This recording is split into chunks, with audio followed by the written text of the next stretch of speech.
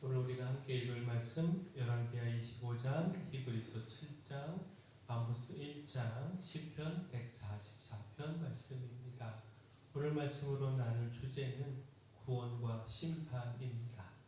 죄에서 돌이키지 않은 결과는 심판과 멸망이다 라는 겁니다. 아모스 1장은요, 죄로 말미암은 심판에 대하여 전하고 있는데 곧 아람, 블레셋, 두로, 에돔, 암몬 등등 이스라엘의 주변 나라들에 대한 심판을 전하고 있습니다.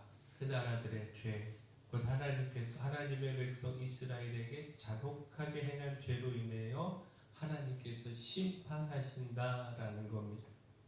아모스 1장 3절을 보면 여호와께서 이와 같이 말씀하시되 다메섹의 서너 가지 죄로 말미암아 내가 그들을 돌이키지 아니하리니 이는 그들이 철 타작기로 타작하듯 길르앗을 압박하였습니다. 자, 다메섹을 향한 심판의 말씀인데 6절, 9절, 11절, 13절에도 동일하게 블레셋, 두로, 에돔, 암몬 등의 나라들에 대하여 그 벌을 돌이키지 않고 심판하심을 말씀하고 있습니다. 자, 서너 가지 죄는 문자적으로 세 가지와 네 가지 죄를 말하는데 그러나 이것은 당시에 많이 사용되던 수적인 격언으로 죄가 가득한 상태를 표현하고 있습니다. 곧 3과 4를 더하면 7이라고 하는 완전수가 되고요. 또 완전수인 3에 하나를 더한 4를 언급하여 아주 많은 죄를 표현하고 있다라는 겁니다. 다시 말해 그 죄가 넘치도록 가득하여 하나님께서 심판하지 않으실 수 없다라는 겁니다. 따라서 그 벌을 돌이키지 아니하리라. 자, 이 말씀에 우리가 주목을 해야 하는데 그 죄를 깨달아 회개하지 아니하고 계속해서 죄를 쌓아가면 결국 돌이킬 수 없는 하나님의 심판에 이르게 된다라는 겁니다. 오래 참으시고 기다리신 하나님께서 심판을 단행하시면 다시는 돌이킬 수 없다라는 겁니다. 따라서 기회 있을 때 회개해야 하죠. 회개함으로 그 가득한 죄를 비우고 용서함 받고 하나님의 은혜를 얻어야 합니다. 열왕기하 25장도요 죄로 말미암은 멸망에 대하여 전하고 있습니다. 곧 유다의 멸망을 전하고 있는데 계속된 죄악으로 하나님은 유다를 향한 심판을 선언하실 수밖에 없었고 결국 시드기야 왕 때에 바벨론을 통하여 유다를 멸하셨다라는 겁니다. 자, 열왕기하 25장 7절 다시 보시면 그들이 시드기야의 아들들을 그의 눈앞에서 죽이고 시드기야의 두 눈을 빼고 놋사슬로 그를 결박하여 바벨론으로 끌고 갔더라. 자, 시드기야 왕은 바벨론의 군대에 붙잡혀 그의 아들들이 그 눈앞에서 죽임당하는 것을 봐야 했고요. 또 그 자신도 두 눈이 뽑히어 비참한 모습으로 바벨론에 끌려가게 됐습니다. 자, 성전과 왕궁 그리고 예루살렘의 귀인들의 집까지 모두 불태워졌고 성벽은 헐리고 성전의 기명들은 바벨론에 의하여 모두 빼앗기고 말았습니다. 자, 이처럼 그 죄로 인한 하나님의 심판의 결과는 멸망입니다. 모두 멸망당할 수밖에 없고 참혹한 그 결과를 결코 피할 수 없습니다. 따라서 하나님의 심판이 있기 전에 회개해야 합니다. 그 심판으로 참혹한 멸망을 당하기 전에 하나님께로 돌이켜야 합니다. 곧 우리가 의지할 분 예수 그리스도입니다. 예수 그리스도를 통해 우리가 구원함에 이를 수가 있습니다. 곧 히브리서 7장은요 예수로 말미암은 구원에 대하여 전하고 있는데 곧 예수 그리스도께서 멜기세덱의 반차를 따라서 대제사장이 되셨고 불완전한 사람과 달리 완전하고 영원한 대제사장으로 중보의 사역을 통해 우리의 죄를 해결하고 우리를 구원에 이르게 함을 전하고 있습니다. 곧 대제사장 되신 예수 그리스도를 힘입는 사람들은 온전한 구원의 은혜를 누리게 된다라는 겁니다.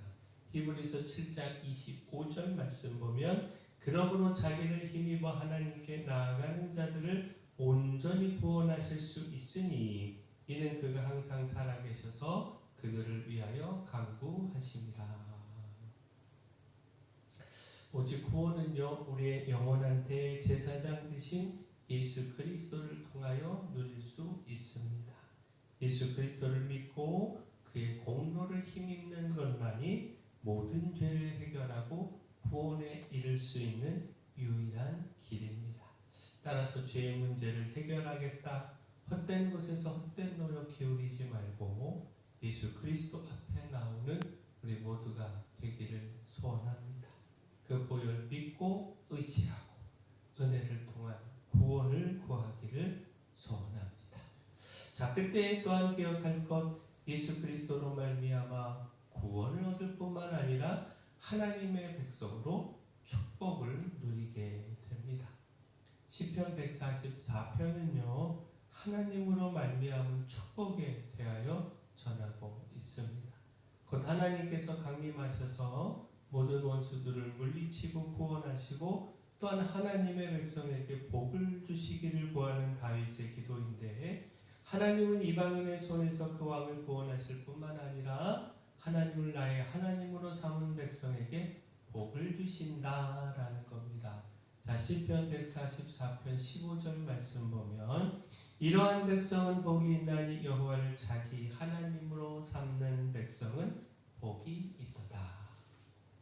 자, 구체적으로 그 축복에 대하여 살펴보면 하나님의 돌보심 가운데서 풍성한 소산과 자녀의 축복과 평안의 은혜가 주어짐을 말씀하고 있는데, 자녀들은 장성한 나무들 같고 궁전의 양식대로 아름답게 다듬은 모퉁이돌 같으며 곳간에는 백곡이 가득하고 양은 들에서 천천과 만만으로 번성하고 적들이 침략하는 일도 포로로 잡혀가는 일도 없고 그 거리에는 더 이상 고통스러운 울부짖음도 없게 된다라는 겁니다.